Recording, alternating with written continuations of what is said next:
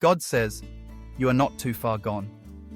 I know the coordinates of your heart, and I have never lost the signal.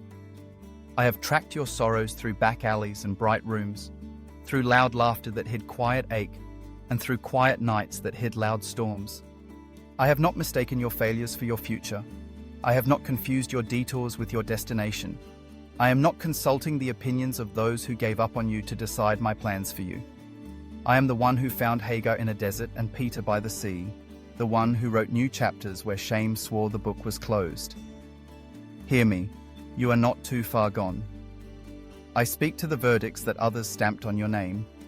I nullify them with the blood of my Son. I speak to the labels you stitched into your own clothes. I unthread them with mercy and clothe you with dignity.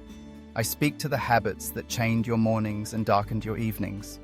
I break them with gentle power. I speak to the memories that replay like cruel documentaries. I edit the story with truth and place a new narrator in your soul.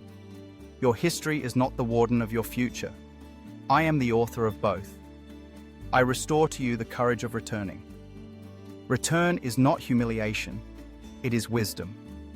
Return is not defeat, it is direction. Return to the altar where you last knew peace. Return to the friends who tell you the truth with tears in their eyes. Return to the practices that kept you sober in spirit. Scripture at dawn, confession at noon, gratitude at dusk. Return not to the stage, but to the secret place. There I will wash your feet and steady your gait. There I will whisper your name without disappointment in my tone. I command the fog to lift from your mind. Regret has been impersonating discernment, and shame has been rehearsing as humility. I rebuke both impostors. I put in your hands a compass called promise and a map called obedience. Take the next step without requiring the whole plan. I will light the next 10 feet and then the next. You do not need to see the horizon to start walking.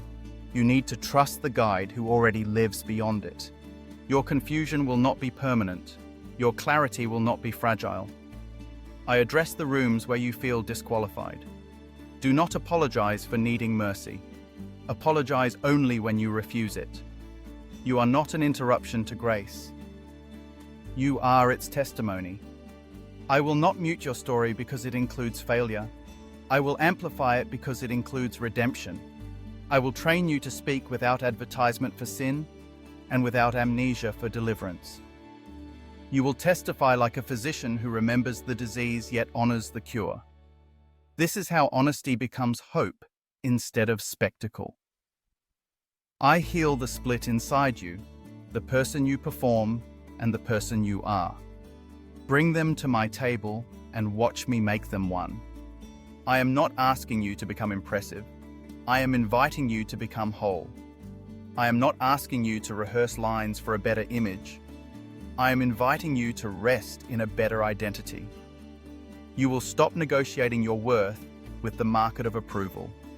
You will anchor your worth in the covenant I made long before your first choice and long after your worst mistake. I redeem your relationships.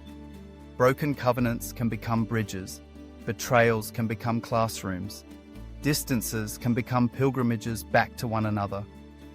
I will give you the words to say where pride once kept you silent, and the wisdom to wait where impulse once made you rush. I will show you whom to pursue, whom to release, and whom to re-invite at the right time. Love will not be the theater of control. It will be the architecture of patience and honor. Your home will learn the tone of restoration. I sanctify your work. You will not hustle to outrun shame. You will labor as a response to grace. Excellence will be gratitude in action, not penance in disguise. You will build with clean lines and honest measurements. You will keep promises even when applause is absent. You will tell the truth on invoices and in brainstorms. You will lead like a shepherd and follow like a soldier. Your craft will become a parable that says, "Mercy made me competent, and truth keeps me consistent." I deliver you from the religion of too late. The clock is not your tyrant, it is your tool. You will learn to number your days without being numbered by dread. You will pace yourself by purpose, not panic. I will redeem time you misused and multiply time you steward. What you sow today will not be mocked by yesterday. I am the God who raises harvests from stumps and futures from ruins. I am the God of now, and now is spacious with possibility. Pause for one gentle moment. If this word is lifting you, please leave a thoughtful comment, share it with someone who needs hope today, and subscribe so you won't miss the next message. Now let's continue. Receive this strategy of return. First, confession without theatrics. Name the truth plainly, then breathe. Second, counsel without defensiveness. Invite the eyes of the wise and let them rearrange what pride misplaced. Third, craft a rule of life that trains your reflexes. Sleep that honors your body, scripture that tutors your mind, service that unhooks you from self-absorption, silence that escorts you into my voice. Do not despise small disciplines. They are the hinges on which heavy doors swing. I cut the alliance you made with despair. It promised comfort, but delivered sedation. I awaken you without shaming you. Rise gently, drink water, make the bed, open the window. These are sacraments when done in faith. Write the names of those you need to bless, forgive, or repay. Begin with one act of repair and let momentum become mercy in motion. I will surprise you with how quickly courage returns when obedience starts, even in inches. I reframe your memory. You will visit the past as a student, not as a prisoner. You will collect wisdom, not weapons. You will honor those who helped you and release those who harmed you without pretending harm was holy. Forgiveness will not mean denial. It will mean you stop renting space in your mind to what cannot heal you. I am the judge who does right and the healer who does more than right. I makes things new.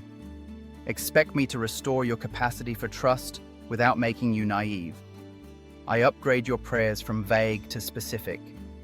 Ask for the courage to call the hard friend and for the tenderness to listen without defending. Ask for the strength to close the browser and the wisdom to install guardrails. Ask for a job that fits integrity and a budget that tells the truth. Ask for mentors with scars and mentees with hunger. Ask for the joy that does not depend on perfect weather. I delight to answer prayers that align with becoming whole. I steady you for backlash from the old life. When you stop bowing to familiar idols, they will rattle chains and call your name. Answer with worship.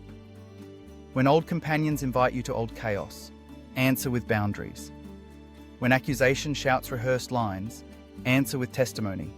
I was there, I am not there, and the grace who moved me can move you. Do not lecture, live. Consistency will preach where arguments only multiply heat. I bless your finances with honesty and honor. Tell the truth on paper. Pay what you owe. Ask for counsel when you are ignorant, and for courage when you are tempted. Give first, save next, live within assignment. I will teach you the difference between investment and escape, between generosity and grandstanding. Money will stop narrating your identity. Mission will. Provision will become a river, not a throne. I ordain reconciled teams around you. Friends who do not merchandise your testimony, and leaders who do not need your flattery. In this company, confession travels fast and gossip dies young. Correction carries dignity and accountability carries joy. You will learn to stay when staying is holy and to leave when leaving is obedience. Together, you will build rooms where prodigals do not fear return and veterans do not fear rest. I install guardrails on your screen and in your schedule. Your devices will serve your destiny, not siphon it.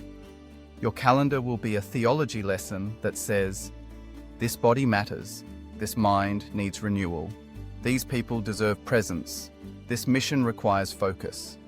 I will teach you to say no without apology and yes without resentment.